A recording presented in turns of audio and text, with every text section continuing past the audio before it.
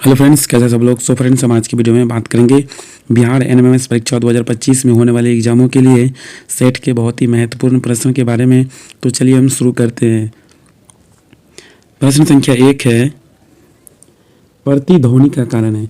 प्रतिध्वनि का कारण क्या है? तो प्रतिध्वनि का कारण है ऑप्शन नंबर 1, ध्वनि का परावर्तन। अगला प्रश्न है कि झूला झूलते समय कोई व्यक्ति झूला पर खड़ा हो जाए तो उसका आवर्तकाल क्या होगा? तो उसका आवर्तकाल जो है ना घट जाएगा। अगला प्रश्न है कि यदि झूले पर एक व्यक्ति के स्थान पर 2 व्यक्ति बैठ जाए तो आवर्तकाल क्या होगा? तब आवर्तकाल जो है ना उसके आवर्तकाल में कोई चेंजिंग नहीं होगा।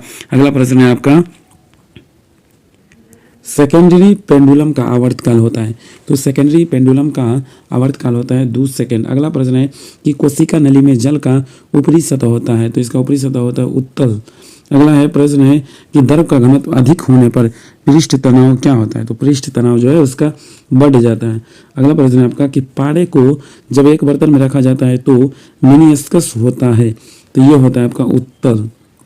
अगला प्रश्न है आपका, ऊंचाई बढ़ने से वायुमंडलीय दाब, ऊंचाई बढ़ने से वायुमंडलीय दाब क्या होता है भाई? घटता है। अगला प्रश्न है, एक बार बराबर होता है, एक बार बराबर होता है आपका 10 के पावर 5 पास्कल। अगला है, किसी वस्तु का भार अधिकतम होता है, किसी वस्तु का भार अधिकतम होता है निर्वात में। अगला प्रश्न है कि पृथ्वी की अपेक्षा चंद्रमा का द्रव्यमान लगभग कितना होता है? 1/81वां। अगला प्रश्न है आपका कि भू अस्थायी उपग्रह पृथ्वी के चारों ओर चक्कर लगाता है। तो यह चक्कर लगाता है 24 घंटा में। भूस्थायी उपग्रह पृथ्वी के चारों ओर कितना देर में चक्कर लगाता है? 24 घंटा, 24 आवर। अगला प्रश्न है आपका, पृथ्वी पर वायुमंडलीय दाब का क्या कारण है? तो पृथ्वी पर वायुमंडलीय दाब का कारण है गुरुत्वाकर्षण बल, आकर्षण यानी कि ग्रेविटेशनल। अगला प्रश्न है आपका कि पृथ्वी का पलायन वेग ई एस्केप वेलोसिटी कितना है? तो इसका ई एस्केप वेलोसिटी है 11.2 किलोमीटर पर सेकेंड। अगला है, जब कोई वस्तु ऊपर से गिराई जाती है तो उसका भार होता है, परिवर्तनशील। अगला है, ग्रहों की गति के नियम को किसने प्रतिपादन किया था? केपलर ने बताया था ग्रहों की गति के नियम के बारे में। अगला प्रश्न है आपका, एक जेट इंजन किस सिद्धांत पर कार्य करता है?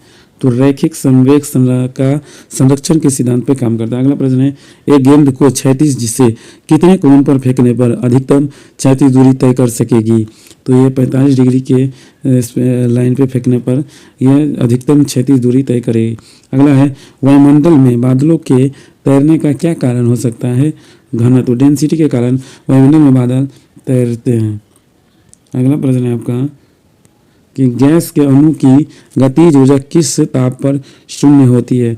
-273 डिग्री सेल्सियस पर गैस के अणुओं की स्थिति गतिज ऊर्जा शून्य हो जाती है। अगला है 21 नंबर कि पारे का तापमापी किस ताप तक प्रयुक्त हो सकता है? तो 360 डिग्री सेल्सियस पर प्रयुक्त हो सकता है। अगला है, प्रिज्म द्वारा किस रंग का विचलन अधिकतम होता है? तो प्रिज्म द्वारा सबसे अधिक विचलन किसका होता है भाई? बैगनी रंग का जो है ना विचलन सबसे ज़्यादा होता है। अगला है, किसी गैस में उत्पन्न ध्वनि तरंग होती है? तो ध्वनि तरंग होती है हमेशा अनुदैर्ध्य। ऑप्शन नंबर 1 इसका सही जवाब होगा। अगला प्रश्न है आपका कि किसी स्थान पर पृथ्वी के चुंबकीय क्षेत्र के क्षैतिज व ऊर्ध्वाधर घटक बराबर है तो उस स्थान पर नति कोण कितना होगा? तो इस स्थान पर नति कोण जो है वो होगा आपका 45 डिग्री। इसका सही जवाब होगा 24 नंबर का। अगला प्रश्न है आपका, द्रव तरंगों की तरंगदैर्ध्य निर्भर नहीं करती है। किस पर निर्भर नहीं करती है? तो आवेश पर निर्भर नहीं करती है। अगला है, कौन सा कण सबसे अधिक अस्थायी है? तो न्यूट्रॉन जो है वो सबसे अधिक अस्थायी। अगला है, एंगस्ट्रम क्या मापता है? तो भाई एंगस्ट्रम जो है वो आपका तरंगदैर्ध्य मापता है। अगला है, श्यानता विस्कोसिटी गुणांक की ऐसा इकाई क्या है? पोइस जो है वो श्यानता गुणांक की ऐसा इकाई है। अगला प्रश्न है आपका कि एक फैदम बराबर होता है, एक फैदम बराबर कितना होता है? 6 फीट।